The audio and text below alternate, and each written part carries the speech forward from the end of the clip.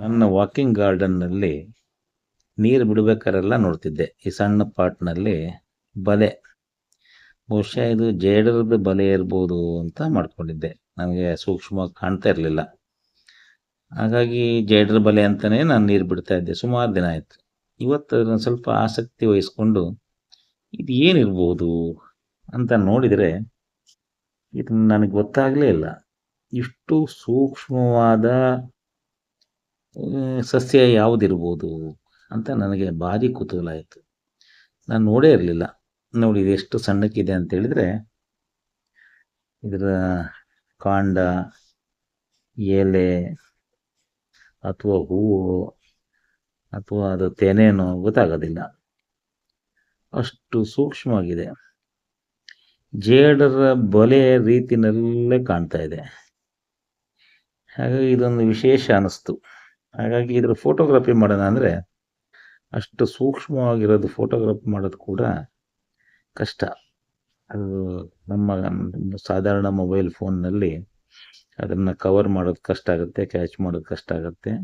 ಆದರೂ ನನ್ನ ಸ್ವಂತ ಪ್ರಯತ್ನದಲ್ಲಿ ಮಾಡಿದ್ದೀನಿ. ಇದನ್ನು ಇನ್ನೂ ಸೂಕ್ಷ್ಮವಾಗಿ ನೋಡಲಿಕ್ಕೆ ಪ್ರಯತ್ನ ಮಾಡಿದೆ. ಸೂರ್ಯನ ಬೆಳಕಲ್ಲಿ ಹಿಡಿದೆ, ಬೆಳಕಿಗೆ ಆಪೋಸಿಟಲ್ಲಿ ಹಿಡಿದೆ. ಕ್ಯಾಮ್ರಾದಲ್ಲಿ ಅದೆಲ್ಲದೂ ಕಾಣಬೇಕಲ್ಲ, ಆ ಉದ್ದೇಶಕ್ಕೋಸ್ಕರ. ಆಮೇಲೆ ಇದಕ್ಕೆ ಮ್ಯಾಕ್ರೋ ಕ್ಯಾಮ್ರಾದಕ್ಕೆ ಮೊಬೈಲಲ್ಲಿ ಸೆಟ್ಟಿಂಗ್ ಇಟ್ಟು ನೋಡೋಣ ಅಂತ ತೆಗೆದೆ. ಮ್ಯಾಕ್ರೋದಲ್ಲಿ ಕೂಡ ಎಷ್ಟು ಸೂಕ್ಷ್ಮವಾಗಿರೋದು, ಭಾರಿ ಹತ್ತಿರದಿಂದ ತೆಗೆದಾಗ ಈ ರೀತಿ ಕಾಣುತ್ತೆ.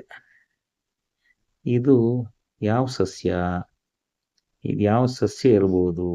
ಈ ರೀತಿಯ ಒಂದು ಕುತೂಹಲ ನಿಮಗೂ ಆಗಿರಬಹುದು. ಹಾಗಾಗಿ ಈ ಸಸ್ಯ ಯಾವುದು, ಇದರ ಹೆಸರು ಏನು, ಇದನ್ನೆಲ್ಲ ತಿಳ್ಕೋಬೇಕು ಅಂತ, ಇನ್ನು ಆ ಸಸ್ಯದ ಬುಡ ಹೇಗಿದೆ, ಅದು ಹೇಗಿರಬಹುದು ಅಂತ ಸ್ವಲ್ಪ ಗಮನ ಕೊಟ್ಟು ಅದರ ಬುಡದ ತನಕ ಹೋದಾಗ ಅದು ಗೊತ್ತಾಗಿದ್ದೇನು ಗೊತ್ತಾ? ಅದು ಒಂದು ಹುಲ್ಲಿನ ತೆನೆ. ಹುಲ್ಲಿನ ತೆನೆ ಬಿಟ್ಟಿದೆ. ಇದು ಬಹುಶಃ ಹೂವಾಗಿ ಕಾಯಾಗಿ ಬಿಟ್ಟಿದೆ. ಅದರ ಫೋಟೋ ಇಲ್ಲಿದೆ ನೋಡಿ. ಇದು ಹುಲ್ಲಿನ ತೆನೆ, ಬಹಳ ಸೂಕ್ಷ್ಮವಾಗಿದೆ.